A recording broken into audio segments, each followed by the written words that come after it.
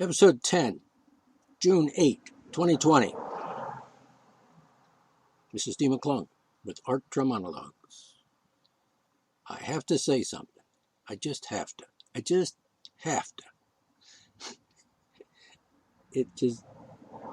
Let's just say it's a pet peeve, but it's just like an aggravation of great magnitude, because the fact of the matter is, it's a sign of the times.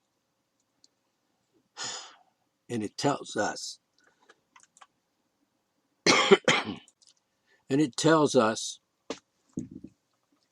that, for one thing, the education system in this country is crap, because, adults and, adolescents, both guilty, old people even,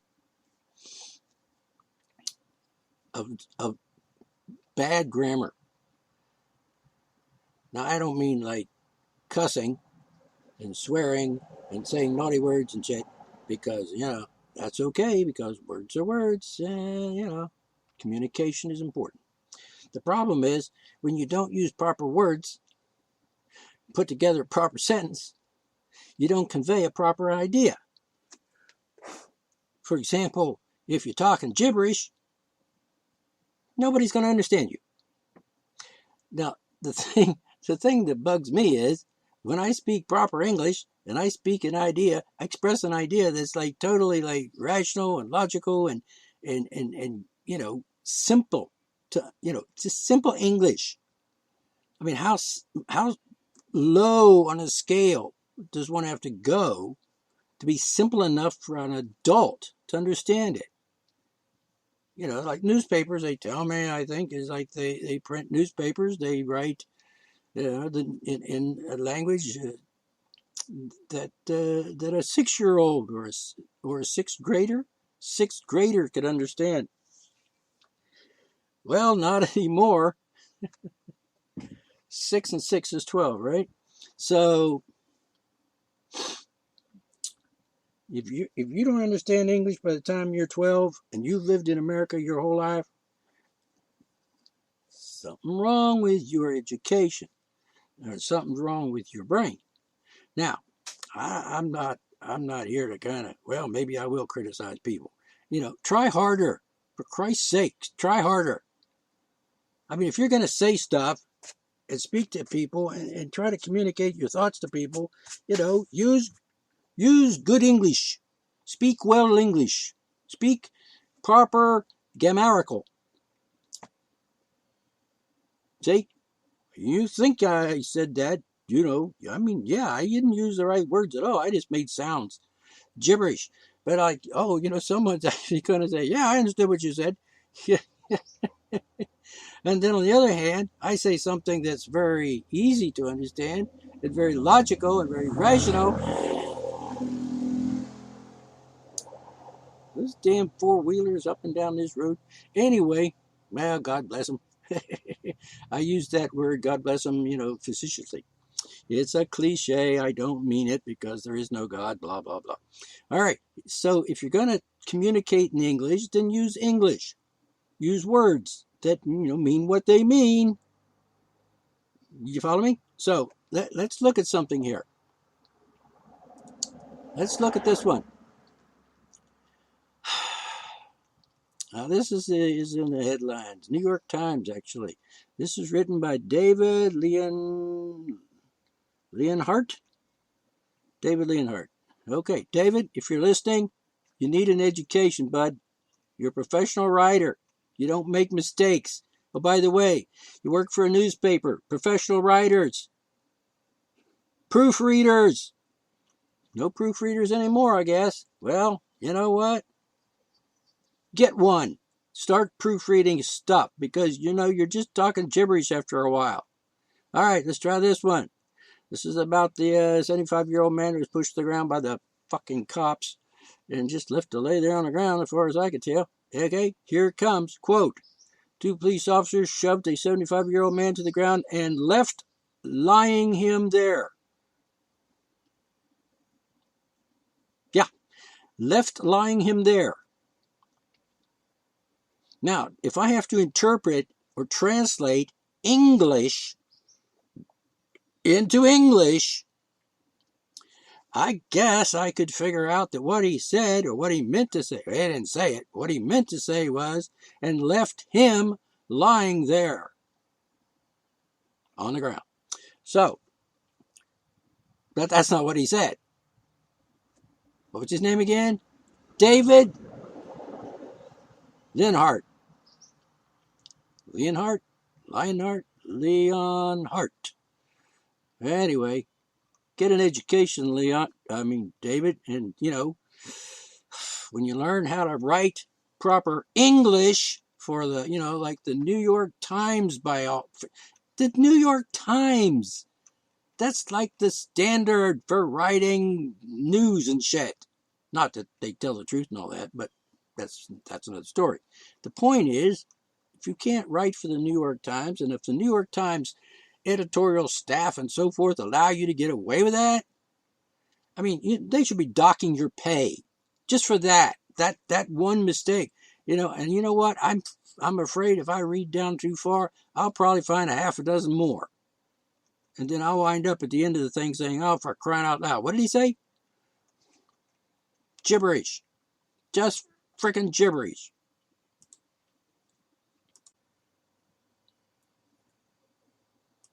And while I'm at it, why don't we just add this on here, okay? The troubling part is, okay, ready? The account claimed that the man was injured, I'm quoting, was injured when he tripped and fell. If a video didn't exist, and if millions of people didn't see it, the truth might have never come out. Yeah, well, gee. You know what I think? If I have to rely on somebody taking a video of every crime that's committed by the police, well, wouldn't it be nice if we all had universal videos that watched every cop in America, doing his life? I mean, from daylight till dark, from every freaking minute of his existence was under scrutiny to see what he's doing bad. If you get into a group of 100 cops, 40 of them have committed, spouse abuse or, domestic violence. Yes, it's what it says. Statistics. I wonder how they come up with that. You think maybe because, there was a crime, the police were called? Oh, my God. Police coming to check out a cop beating his wife? Let me think. Well, anyway, I'm going to take the 40% at this point because, it's sort of believable and maybe it is. If not, then, let's see some statistics proving that it's a lesser number or greater number.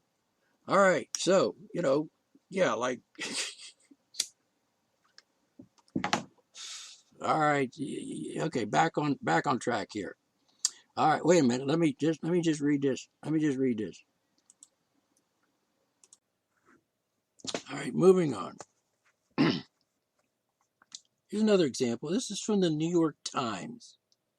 New York Times, mind you. The standard for professional writers and news reporting and stuff. I know. New York Times is kind of biased and various other nonsense, but that's beside the point. This is from New York Times, an article. I didn't write down the author's name, but here we go. Quote, which will force to you focus. One more time. Which will force to you focus. Now, that's gibberish. There is no, it's just gibberish. And it's nonsense. All right, how about another one? This one's just for fun. Put this in there. All right, headline. Study finds atheists are more likely to own cats than Christians. I wonder why. You think because all us atheists are really witches and cats are like our familiars? Yes? All right. Okay, another one. This one is from IJR.com. I think it's IJR, Independent Journal Review. By Bradley Courtwright. Quote, to only give her, fine her. To only give her, fine her. End quote. Now, I don't even understand. I read, this is out of context, but even in context, it makes no more sense than what it did just now. Something like a judge was did something. There was a woman in the court, and he was he decided to only give her, fine her. I get, it's just gibberish. I'm sorry, it's just fucking gibberish. There is absolutely no excuse for this nonsense. These people are professional writers. There is no excuse. Absolutely no excuse. All right, what else do I have for you here? All right. Let me explain. I've got others. Let me check and see what I got here. All right, let me say this before we go any further. I've heard this phrase. People say it. People call people this often. And, when somebody corrects somebody, grammar, or spelling and the word usage, etc., you're a grammar Nazi. Well, if that's what you want to call me, have at it. Because I'm taking the high road here. I'm smarter than you. So, you put up with this. You put up with the bad grammar. You put up with the bad spelling. You put up with the words that you use words that don't mean what they mean. I mean, come on. The word means what it means. Otherwise, it's not a word. Or it's not the word you think it is. We got slang, which is also very good. It's nice to have slang. We have see, got myself in trouble. Now I can't say it. Shit. Okay, forget it. Local words, phrases, etc. Colloquialisms. There you go. I think that's it. All right, so you got slang. Like when you say cool. Hey man, that's cool. You don't mean it's cold or even not hot. You just mean it's awesome. It's slang. It doesn't have anything to do with the temperature of anything. And what else do we have in the slang department? Sex. When you mean gender. Now, the problem with this, using the word sex to mean gender, is that it's just wrong. But it's slang. And, when they start using the word sex in a legal sense or a legal application, like if you get an application for a government program or whatever, and it says on the like driver's license, whatever, and it says on there, question, sex, and then you're supposed to determine what that question means. Well, it doesn't mean sex. It actually means gender. So this is on the DMV, the Department of Motor Vehicles. Have a form that you fill out regularly, probably, like when you renew your license and stuff.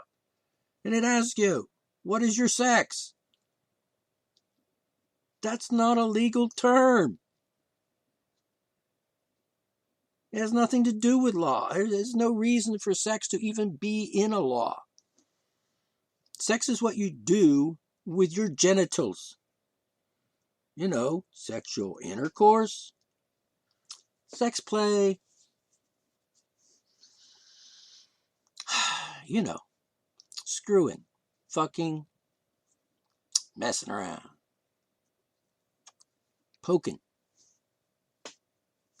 And if you're solo, flying solo, wanking, jerking off, slapping the monkey, things like that. Slang. I like that one, slapping the monkey. I thought that was particularly funny. But, you know, slang. Because you're not really slapping a real monkey, are you?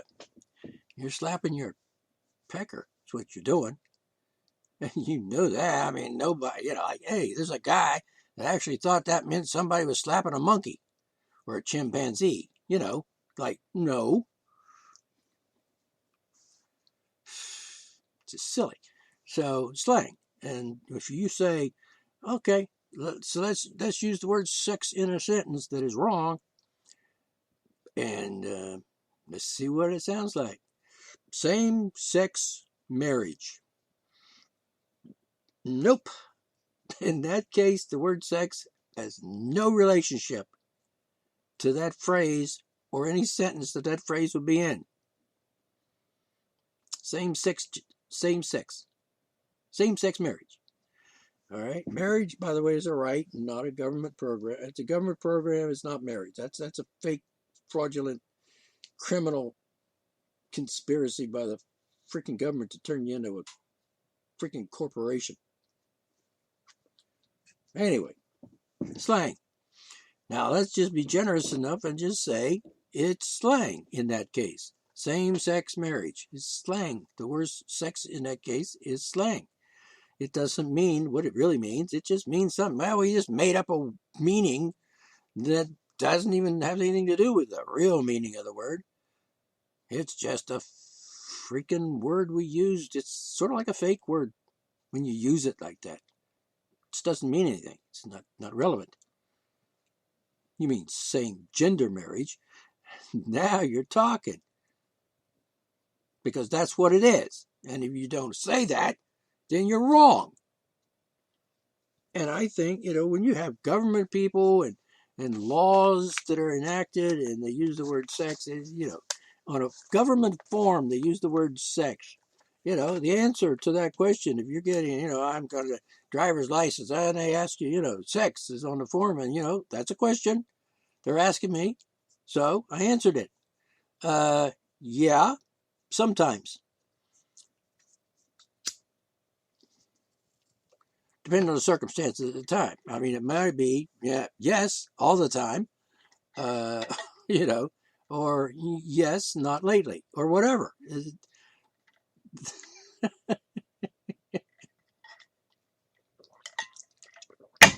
If they want me to answer the question of what gender I am, then they should ask me that. And then I would tell them, in this case, I'm a male human being. And someone who is a female with female parts would say, yeah, I'm a female. And, you know, if you're gay, it doesn't change the fact that you're one or the other. If you're a guy and you're gay, you're still a guy who likes other guys. Shall we say sexually? You don't necessarily mean sexually. You know, you can actually like or even love another person who is the same gender and not have sex with them. It may not be that kind of relationship. You don't have to have sex with someone just because you like them or just because you want to live with them or even have a home and a family together with them. Duh. Maybe that's incomprehensible to you guys.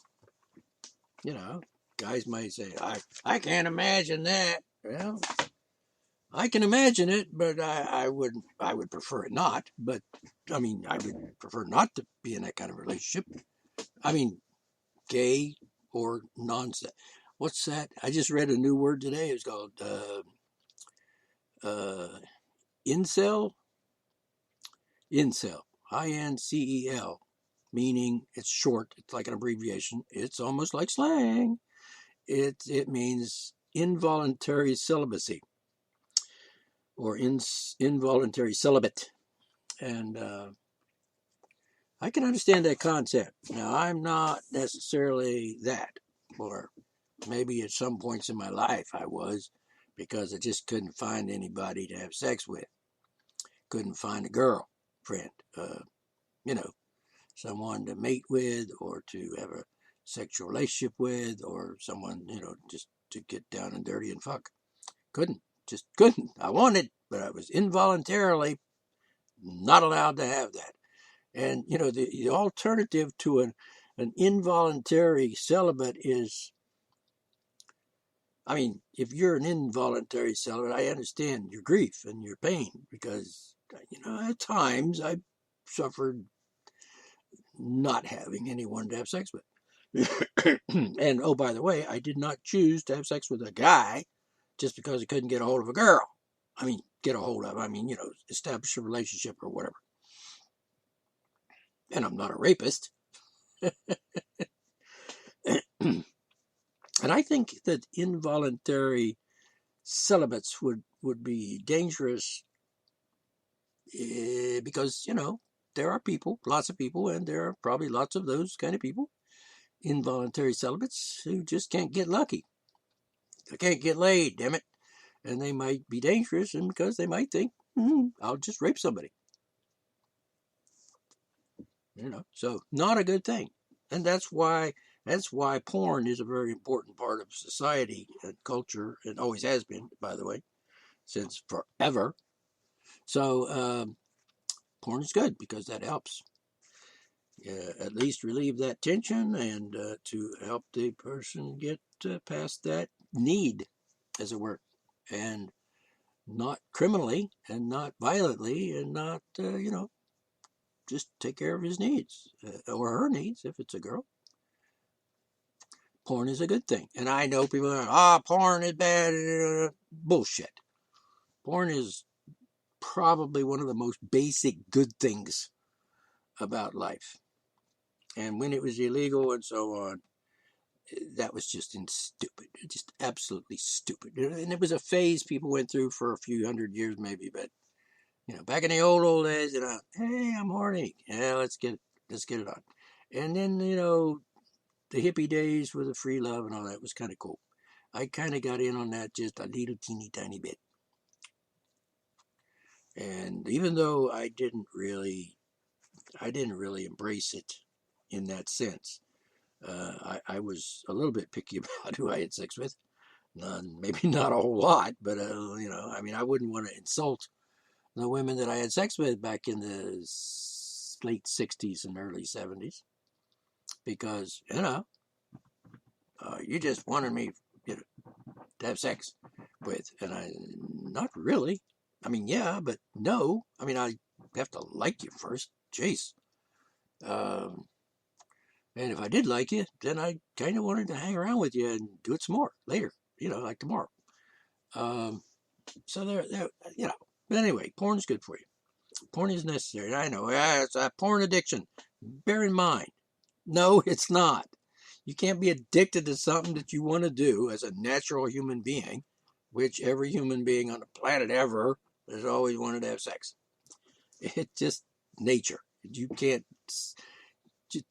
even argue that at all. It's just, sex is normal, natural, and necessary. And, if it wasn't for sex, nobody here listening to me or in the world anywhere would be here if it wasn't for sex. And whether that sex was for fun or love or it's some sort of relationship commitment kind of thing, whatever, if you didn't put the seed in the pussy, you didn't have a baby. It's that simple. Now I know they got artificial insemination and all that crap nowadays, which is good. It's crap, but it's not crap, really. It's cool if that's what you got to do. But, so the thing is, slang, sex, in the sense of same-sex marriage, is slang. And you shouldn't use that word, one, because it's wrong, And because the slang definition of sex in that case is, not necessary, because you got a very perfectly good word to use, which actually means what you're trying to say. Same gender marriage. Why would you ever say anything but same gender marriage?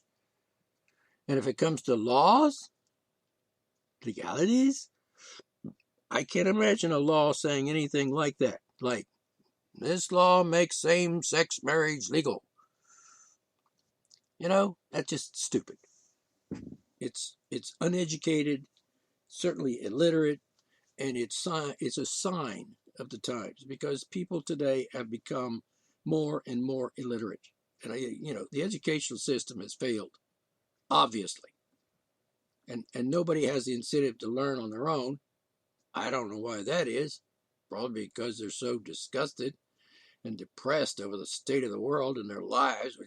I heard this a lot back a few years ago. FML, fuck my life. And I said, why? You got it made. You're pretty good shape. You look good. You're healthy. You got friends. You got a family. You got a home. You got food. You got it made. And you can do what you want. And, fuck my life. No. Not going to fuck your life. Get a life and live and stop being a pussy. All right. So, slang. Don't. A government document using same-sex marriage. That's just ridiculous. Now, the point I'm trying to make here, among others, is that I'm not being frivolously critical. I'm trying to point out the state of human communications today. And I'm speaking mostly of America. I can't speak for China or Russia, and I don't live there, and I don't know the details about those countries very much. I am somewhat familiar with America. And I'm concerned that people have allowed themselves to be degenerated, degenerate. Their language has just gone to shit. They can't talk, they can't write, they can't communicate, they can't express an idea clearly and use the words of the English language correctly. And they just come up with all kinds of words that they put in, like, not even complete sentences. And these are just the common folk, the everyday people, just not necessarily like me, but, the folks, the people. The illiteracy rate, if you base it on the fact that people who communicate in writing, for example, that's on Facebook and so on, you find that all these people are really not using the English language very well. They should have got a better education than that. I went through high school. I went to some college, and I paid attention. And I paid attention when the teacher said, that's not English. That's gibberish. That's not the correct use of that word. And for example, and I'm going to throw it in here just out of the blue, just to kind of stab you in the brain. Pedophile doesn't mean what you think it means. I'm saying this for the most part. Most people that I would talk to or communicate with in America today think that pedophile means something it does not mean, and that's just idiotic, ignorant to the point of stupid. So anyway, that's one example. I just threw that in there to catch your attention. Okay, so let's consider another one. Here's one for you. Whom, W-H-O-M. There's another word that's a root word of that one, W-H-O. So if you want to say who is that? And you'd be surprised how many people, professional writers, not just in newspapers and magazines and on the internet, news like NBC and CBS and Fox and CNN and all that place, and the newsletters, and it's an epidemic of blabbering, and it's just disgusting. And it's no wonder nobody knows what anybody's talking about, because they just make up stuff, and then they just make up what that means. It's not communicating. It's not exchanging ideas with another person. It's just blathering to each other. And then you get mad at each other because the blathering doesn't sound right to you, and so you blather some more at them. And it's just counterproductive. But it also means we're not communicating very well. And there's a lot of examples of that going on right now. This Donald Trump dumb fuck, with his tweets, it's just absolute insanity. I mean, we already know that, like, fact check him a little bit. You figure out he doesn't know what the hell he's talking about. And he lies. And he just says stuff that it's like diarrhea of the mouth, what it is. Or diarrhea of the Twitter. A Twitter twat, I call him. Anyway, that's just silly. So, whom and who? All right? So, here's the way you use the word whom. And writers, fiction, nonfiction, I see it on the TV. I see it in TV shows. I see it on the news. I see it on, Facebook and YouTube and all over the place. People saying whom when they just shouldn't use the word whom. They should be banned from using the word whom, because it doesn't mean that. It's the wrong word to use. It isn't appropriate. If you don't have a word in front of that, like to, of, by, from whom, to whom, by whom, of whom. If there's not that word, is not in front of that word, don't say the word. No, that's pretty strong. I'm being forceful here. It's wrong. Don't do it. Why? Because it's stupid. It's illiterate. It's ignorant. It's disgusting.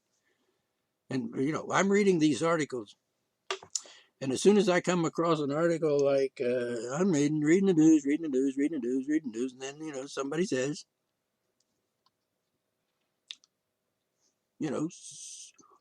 whom just happened to be standing on a street corner. And I oops, I read that, and I get, my hackles stand up on the back of my neck. And it's just like, I don't want to read any more of this. I've lost interest in, because obviously the writer of this article is like a dumb fuck, illiterate, stupid person. And, he's not credible anymore. He just said something really dumb. And I've read novels and short stories, and so forth, that use that word whom, and I'm like, I don't want to read this story anymore, And one of those, by the way, it's somebody that you probably don't know or never heard of if you're a younger person, is Earl Stanley Gardner, who wrote Perry Mason novels. And he used whom a lot, and he was wrong every single time. And it's just like, I got to read this because I want to read this. It's an interesting story, but, whom? He said fucking whom. Should have known better. He's a professional writer, and, some of these people are like college educated, went to Harvard and Yale and shit, and they still don't know that, you don't say whom without the to or of or a by or from in the front of it. One of my wife's favorite pet peeves is people who say seen. I seen it. No, you didn't. You might have seen it, but you didn't seen it. Sorry, people. If you do that, if you say it that way, you're not paying attention. You're just not speaking English. You're just gibberish. Please don't. Please don't. Get an English book. Read the language book. Try to figure out some of these rules about grammar and English, and check a dictionary now and then. Not dictionary.com. That's a pretty lousy dictionary, but it's biased. Just saying. So whom? No, don't say it. Just here's one you can do. Here's something you can do. It'll save you it'll keep you from being embarrassed when I point out that you just said something stupid. Here's the word you can use. It's a very simple word. It's easy to spell. I mean, you can't really mess it up. Here's the word. That. That. All right, let me use it in a sentence for you. Instead of whom, or even who, how about this word? John Smith. That.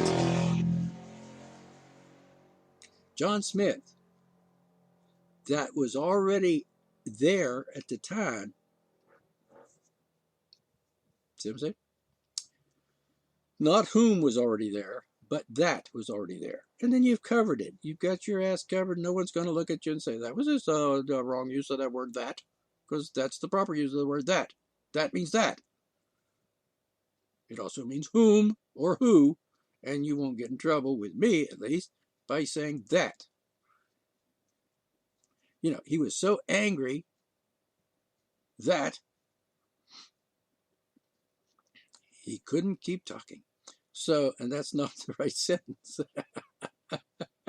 Okay, anyway, try not to use whom anymore without actually, whom, like, to whom do you wish to speak?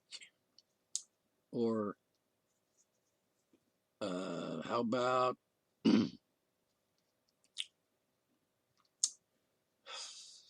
you get the idea. Learn, read it, look it up on freaking Google. It'll tell you the proper use. In fact, you can go to dictionary.com if you don't have anything else. Look up the word whom and find out the details on how to use it, proper way to use it, proper time and to use it, and so on. And then use it properly from now on and stop making a fool of yourself.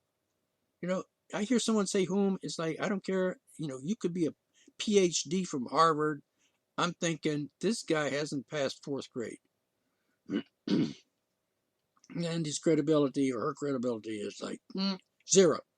Because whatever she says after that, I don't know if I don't even believe it. If it's a news article, it's like, if you can't even use the proper form of who, in this case, or just use that, then, what credibility is what he's saying after that?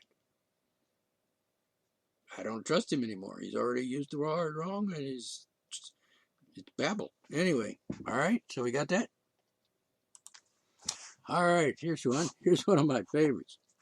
All right, you ready for this one? Underage child. All right, you ready? An underage child is a fetus. Because if you have a child and then you take the stage before that person is, a child, before that person is a child, he was something. And he was a fetus because that's the only underage state or condition of that child is before he was a child, which would be a fetus. And there's I'll do a whole show on the child word and how it got codified in U.S. law and totally, made that word into gibberish. Like in Title 18, for example, where the word child is given a different meaning, has nothing to do with the word. He's made up something. They called it, we're going to define the word child as, a monkey. Or a bag of potatoes or something. And that's pretty much what Title 18 did. Just took the word child and gave it another meaning. Just made up something. A child means a minor. No, it doesn't, never has, never will, because that's not what the word means. You can't just change change the meaning of a word just to suit your own biases and your own ignorance. Child is, prepubescent, somebody that has not, reached puberty yet. He was not an adolescent. Let's say in general, maybe under 12. If you have to put a number to it, under 12. Once you get to 12 and you start getting tits and hair around your pussy and blood coming out of you month to month, if you're a girl, you're not a child anymore. This is a fact, scientific, biological fact. It's not debatable. You want to talk about legalities? You can't create a law based on a fiction. You can't say, oh, that's a crime. What's a crime? A crime. It's a crime to, you know, steal a spaceship off of Mars. No, because humans haven't been to Mars and, you know, there's no spaceships on Mars to steal. And if you did happen to have any up there to steal, then how are you going to get there to steal them? So you're not. It's just they make that up. It's just bullshit. You can't do that. It's impossible. I could give you some more current examples of that kind of thing. So, for example, well, I've mentioned the one about the sex gender problem. And it's the same with the word child. Words mean what they mean. I know you don't like that idea because, you know, some of you are like, oh, but words change, English changes, word language changes, blah, blah, blah. Yes, it does. Yes, it does. But words stay the same. You can give a different meaning to the word, but that's an additional word, additional definition. It changes the word in its usage, but it's still wrong because child means child. You can't just say, oh, well, everyone under 18 is a child. Legally speaking, no, you can't. Because that's not what the word means, and you cannot change the word just for your stupid law. Because laws are not allowed to do that, for one thing. You know, when a government makes a law and then just changes the meaning of a word for the sake of it, just to produce an agenda of, you know, turning people into idiots and, you know, creating babble and thus confusing everybody, and everybody's running around like chickens with their heads cut off, kind of thing. That's basically what the mind benders and the word twisters are doing. And, you know, these people that are out there in the news articles and the news magazines and so forth, and CNN and so on, and people on the Facebook, they're just being manipulated to the point of stupid here. So anyway, got to wrap it up. I didn't want to, but, you know, ran out of time for this segment. So I'll be talking to you later. You think about what I just said. In fact, listen to it again at your leisure. And you have any questions, you know how to find me. All right. So anyway, D. McClung was yesterday, will be tomorrow. Me if I live. This is Dr. Monologues. Catch you next time.